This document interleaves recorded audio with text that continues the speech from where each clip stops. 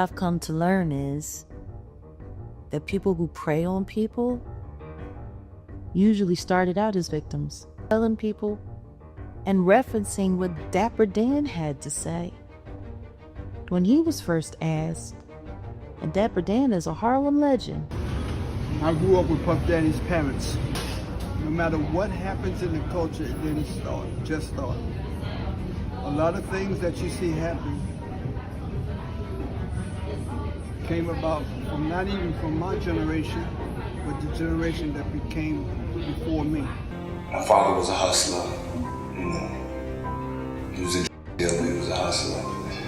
And so I learned early in life that there's only two ways out of that dead end. Dog, you would have died just like your father did that night if I wasn't in the car with you. You understand? Your father died because he was going to snitch and rat out his crew. Jaguar Wright is back with a brand new interview, and she's spilling on something that's gonna make you rethink how Diddy became the boogeyman of hip-hop. So Jaguar addressed some comments Dapper Dan made about Diddy's parents and his childhood. And while some of this info was already out there, not everyone was brave enough to connect the dots like Jag and Dan. And the stuff that Dapper Dan knows about Diddy's parents is not just messy, it's dark. And it's been hidden from the public for years. This problem is bigger than Diddy, and it started long before him. He knew both of the parents. He knew exactly what they was into. All right, so here's what went down. Jaguar Wright did this new interview with RWJ, and when she was asked if she thinks Diddy was a victim before he became a predator, she gave Dapper Dan a shout out and said that Dan was the one who's been trying to tell people all along that this didn't just start with Diddy. I've been telling people and referencing what Dapper Dan had to say when he was first asked. And Dapper Dan is a Harlem legend. He knows both of Diddy's parents. He knew his father before he passed away, and he knew his mother. And like he said, this problem is bigger than Diddy, and it started long before him. He knew both of the parents. He knew exactly what they was into.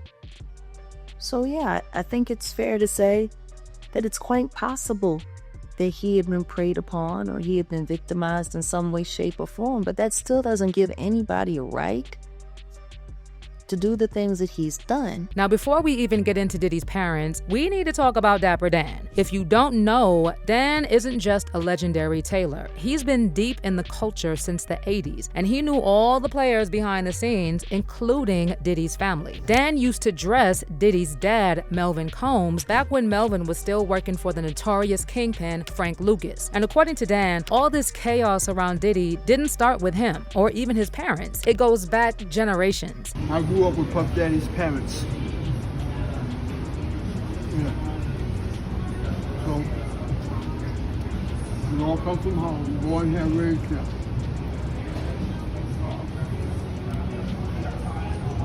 No matter what happens in the culture, it didn't just start. All right? No matter what happens in the culture, it didn't start, just start. A lot of things that you see happen came about from not even from my generation, but the generation that became before me. But let's take a closer look at Diddy's father, Melvin Combs, because this is where things start getting murky. So depending on who you ask, Melvin was either a street legend, a hustler, or a Fed-connected snitch, or maybe all three. What we do know is that Melvin was deep in Harlem's underworld during the 1970s, and he was connected to the major players of that era, including the infamous Frank Lucas. Now, Frank Lucas wasn't just another guy from Harlem. He was the guy. He built one of the biggest criminal operations in the country right out of New York City. His ruthlessness was legendary. He eliminated competitors with brutal efficiency and bribed law enforcement to evade capture. Lucas lived lavishly, flaunting his wealth with a fur coat worth $100,000. Lucas became deadly for one major reason. He didn't play by the usual rules of the game. Instead of dealing with middlemen, he went straight to the source in Southeast Asia, deep in the Golden Triangle. And here's where it gets wild. During the Vietnam War, Lucas allegedly smuggled his product into the US using military planes hidden inside the coffins of fallen American soldiers. That's how far he was willing to go. And if you've seen American Gangster with Denzel Washington, you already know how this story plays out. Lucas used that direct supply to sell a purer product at a lower price, completely undercutting his rivals. And just like that, he started making millions every single week. But that empire didn't last forever. In 1976, Lucas was convicted on federal charges and hit with a 70-year prison sentence. But instead of taking the full fall, he flipped and became an informant, helping the feds expose corrupt officers and other major players in the game. And because of that cooperation, he served only 5 years. And after his release, he and his entire family were placed in the Witness Protection Program. And this is where Melvin Combs enters the picture. After Frank Lucas passed away in 2019 at the age of 88, one of his old interviews started making rounds again. And in this interview, Lucas opened up about his friendship with Melvin and how he met Diddy when he was still a little boy. Me and Melvin Combs were good friends. We were good friends. We did a lot of business together. Of course, it was not a legal business, but we did a lot of business together. And I was sorry to see what happened to him. That shocked the hell out of me. Mm-hmm. And the guy who did it, I'm glad he got what he got. Okay, so. And I know Melvin used to come to your club, the turntable, a lot. Yes, he did. He come there all the time. Melvin was like a lady man. Yeah, he come there all the time. He come to my club all the time. Yes, he did. Can you say the name of your club? The Lord Price Turntable, 52nd and Broadway. I met Sean Combs. I met him when he was a little boy. He used to come over to my house. His daddy used to bring him over to my house. He used to come see me on various businesses, and he used to bring him over to my house from time to time. According to Lucas, Melvin wasn't just a bystander. He played a major role in helping him manage the flow of product across New York. But eventually, the loyalty ran out. Melvin flipped and allegedly started cooperating with the feds. And that decision cost him everything. Melvin was targeted and killed while sitting in his parked car. The exact date was never officially recorded, but based on what we know, it happened when Diddy was around 3 years old. He was killed when I was 3 years old. I don't have like a lot of memories of my father. They say, you can't miss something you never had. My father was a hustler, He was a drug dealer, he was a hustler. And so I learned early in life that there was only 2 ways out of that, dead or in jail. And, it made me work that even harder, so. Sometimes you can't just answer why things happen, but I definitely think the route that I went on, staying out the streets and hitting my books and trying to be somebody,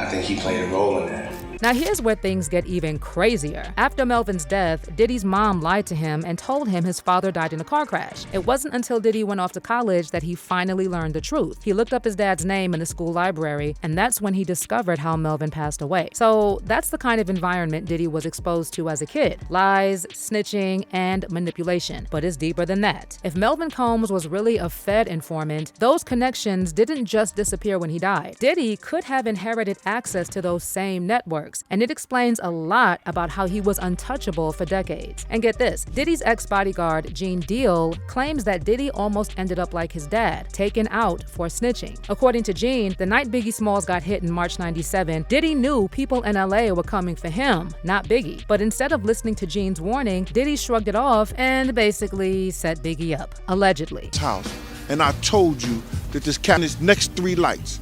Run the light, Kenny. Kenny ran the light, Big stopped at the light.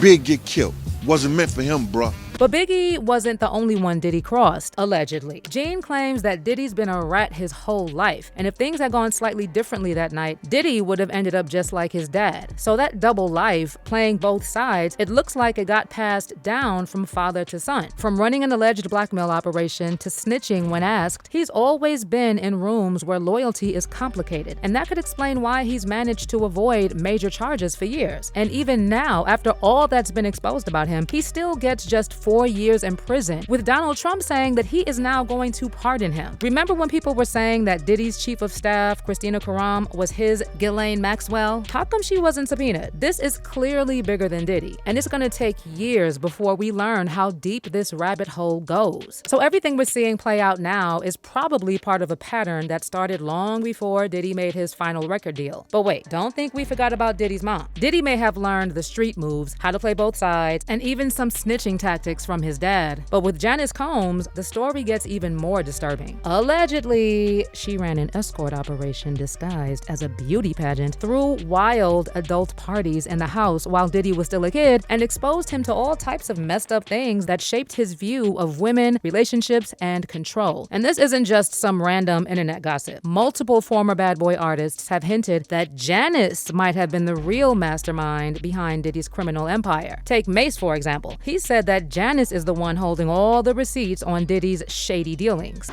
Yo, I did this talking about he want receipts. Let's start with your mother. Your mother got the receipts. Everything is in your mother's name. That's the one who got the receipts. You need more proof? Biggie ain't here, so Big can't give you no receipts. He dead. Craig Mack can't give you receipts. He dead. What are you talking about?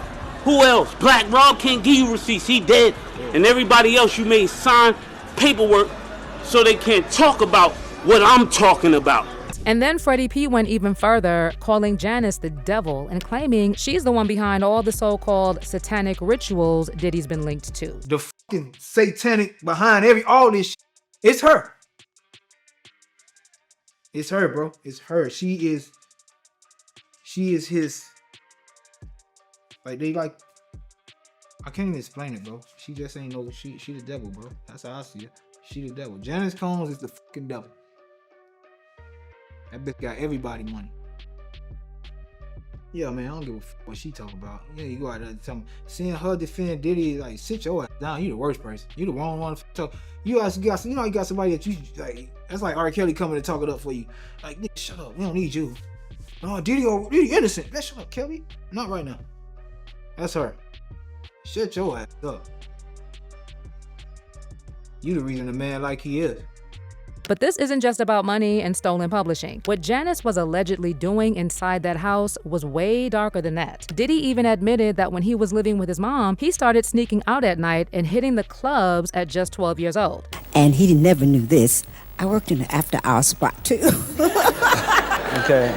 I made more money because the men thought I was very glamorous, and I used to pour liquor, and they'd give me big tips. Bronx is the home of rap. You've said I would be 12 years old. And sometimes I'd be out until 3, 4 in the morning, seeing the music.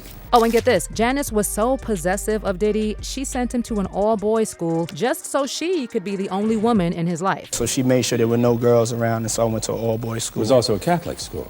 Yes, a Catholic school. I was brought up in Catholic school. And when you look at all those creepy videos of Janice and Diddy kissing on the mouth, getting IV drips, and going to strip clubs together, having white nail paints, wearing white nail polish, if you know, you know. You can't help but wonder what kind of relationship that really was. She's getting a drip with me. She's hydrating. What's up, Mom? Good, baby. I mean, Yeah. I love you. I love you too. I know you would. So when you look at the type of environment Diddy grew up in and the people who raised him, that's exactly why Dapper Dan said this didn't start with Diddy. And honestly, it probably didn't even start with his parents. This is the kind of cycle that keeps repeating in families and communities. Trauma, power games, and shady connections getting passed down. Now that doesn't excuse anything Diddy did, but it does show why strong family structures and good parenting matter. Well, now I want to hear your thoughts on all of this. Was Diddy a product of his environment, or is this just the tip of a much bigger story? Drop your thoughts in the comments, and I'll catch you in the next video.